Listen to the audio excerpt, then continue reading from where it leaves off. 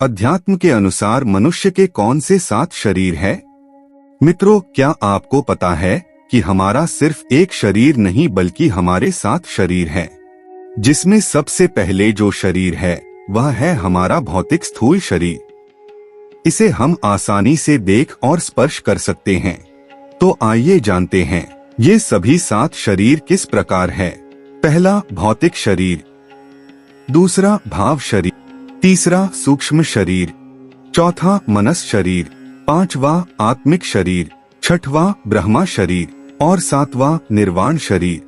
जब इंसान पैदा होता है तो ये सब शरीर इंसान में पूरी तरह विकसित नहीं हुए होते। इनमें से पहले 2 शरीरों को तो कुदरत अपने आप ही विकसित कर देती है, पर बाकी के 5 शरीर हमें खुद विकसित करने पड़ते हैं। इन सभी शरीरों के अच्छी तरह विकसित हो जाने पर हमें बहुत सी शक्तियां भी मिलती है। इन शरीरों के बारे में जानकारी, इनको विकसित करने की विधि और इनसे मिलने वाली शक्तियों के बारे में हम समझेंगे। पहला है भौतिक शरीर। जब हम पैदा होते हैं तो शुरू में हमारे पास सिर्फ भौतिक शरीर ही होता है। बाकी के सभी शरीर अभी पूरी तरह विकसित नहीं हुए होते। हम भौतिक शरीर को अच्छी तरह जानते हैं। ये ठोस होता है, इसे हम देख भी सकते हैं और छू भी सकते हैं।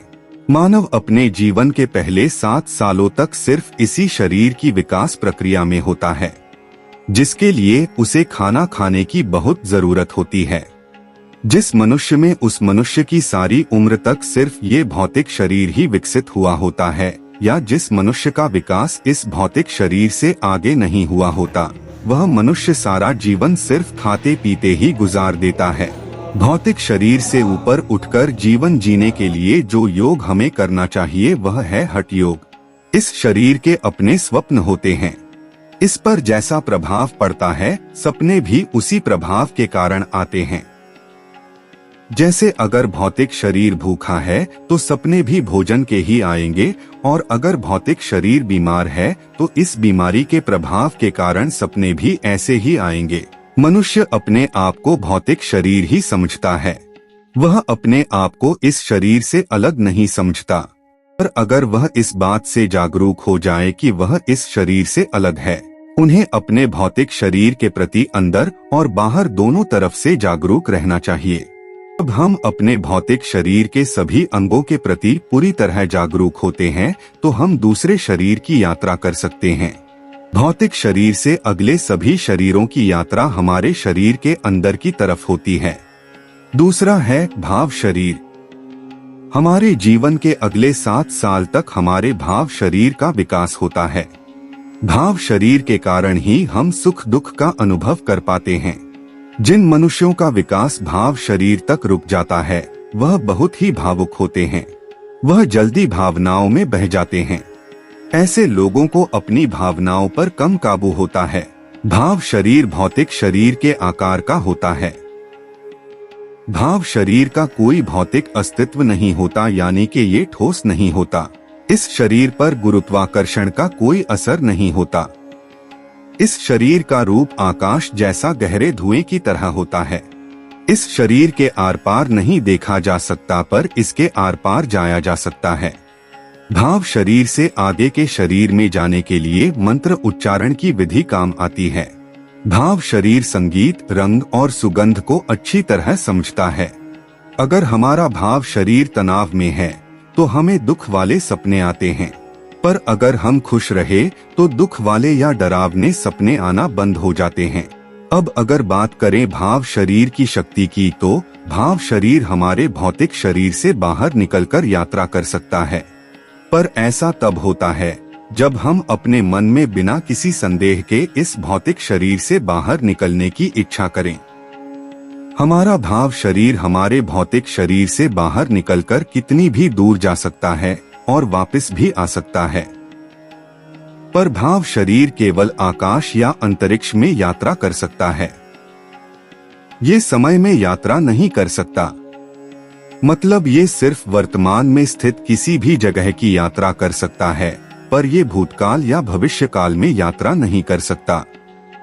भाव शरीर के प्रति पूरी तरह जागरूक होने पर हम इसे आगे तीसरे शरीर की ओर यात्रा कर सकते हैं। तीसरा है सूक्ष्म शरीर। सूक्ष्म शरीर तेज चमकते हुए पानी जैसा दिखाई देता है। इसके आर पार देखा जा सकता है। इसके लिए भक्ति योग होता है। इस शरीर के जरिए अपने पिछले जन्म में जा सकते हैं। यह आकाश और समय दोनों में यात्रा कर सकता है, पर यह यात्रा सिर्फ अतीत से वर्तमान तक की जा सकती है, पर भविष्य की यात्रा इस शरीर से नहीं की जा सकती।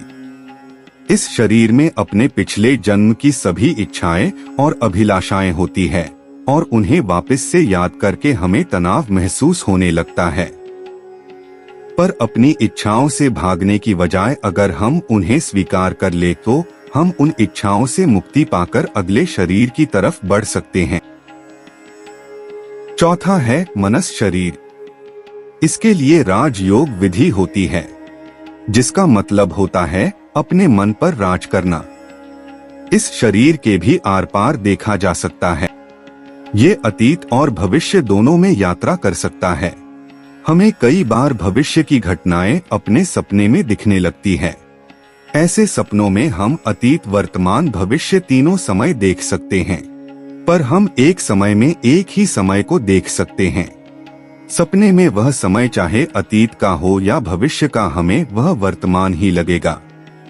इस शरीर में यात्रा बाहर से अंदर की तरफ नहीं, बल्कि नीचे से ऊपर की ओर आज्ञा चक्र की तरफ होती है। इस शरीर को पार करने के लिए आज्ञा चक्र या अपनी तीसरी आंख के स्थान पर ध्यान लगाना होता है। इसे और भी कई विद्याओं द्वारा किया जा सकता है।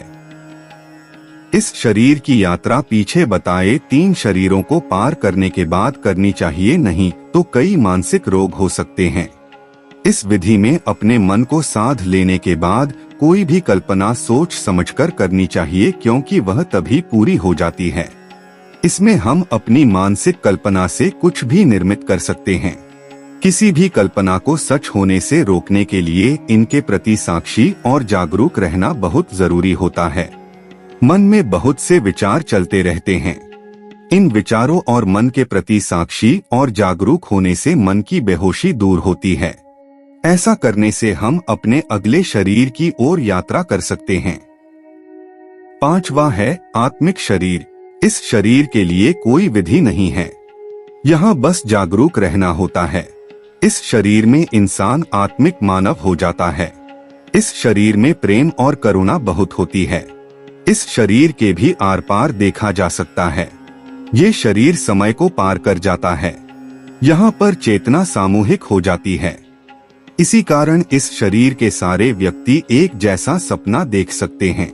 यहाँ पर व्यक्ति एक हो जाता है। उसका अस्तित्व अनेक में बटा हुआ नहीं रहता।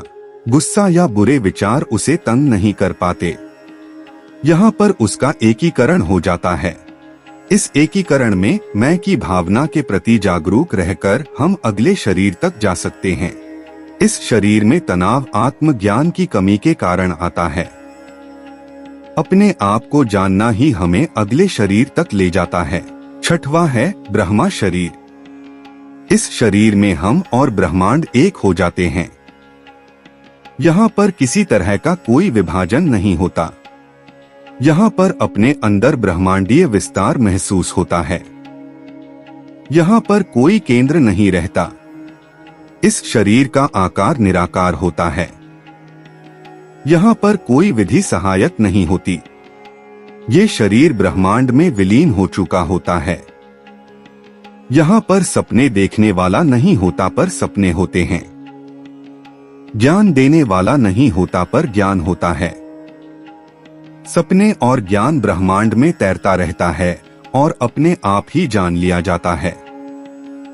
जो मन और शरीर विलीन हो चुका होता है वह अब भी होता है, पर ये निजी नहीं होता, ब्रह्मांडी होता है। या ऐसा कह सकते हैं, यहाँ व्यक्ति नहीं होता, सिर्फ ब्रह्मा होता है। यहाँ पर सब कुछ सचेत होता है। इस शरीर में निजता और फैलाव के बीच तनाव होता है। सीमा और असीमता के बीच का तनाव होता है। ब्रह्मा शरीर से अगले शरीर तक हम अकारण ही पहुंच जाते हैं। इसके लिए कुछ करने की जरूरत नहीं पड़ती। 7वां है निर्वाण शरीर। ये शरीर पूरी तरह शून्य है। यहाँ पर पूरी तरह से अनस्तित्व या खालीपन होता है। इस शरीर तक पहुंचने की घटना बिना कारण ही घटित हो जाती है। इस शरीर का कोई आकार नहीं होता, ना कोई सपने होते हैं और ना कोई रूप होता है। यहाँ पर अनंत मौन होता है। यहाँ पर मन भी शून्य होता है। ऐसा मन जिसकी कोई अभिलाषा नहीं, मुक्ति की अभिलाषा भी नहीं। ये मन किसी की खोज भी ना कर रहा हो, सत्य की भी नहीं। ये मन बस होता है। जब ये होने का भाव ही रह जाता है तो ये घटना घट जाती है।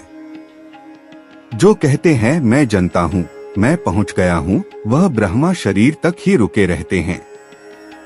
पर जो कहते हैं मैं कुछ नहीं जनता और कोई नहीं जनता, वह निर्वाण शरीर प्राप्त करते हैं। जैसे दिए की ज्योति बुझ गई, ज्योति अनंत में लीन हो गई। यहाँ पर व्यक्ति अपने मूल स्रोत पर आ जाता है जो अनंत और अंतहीन है।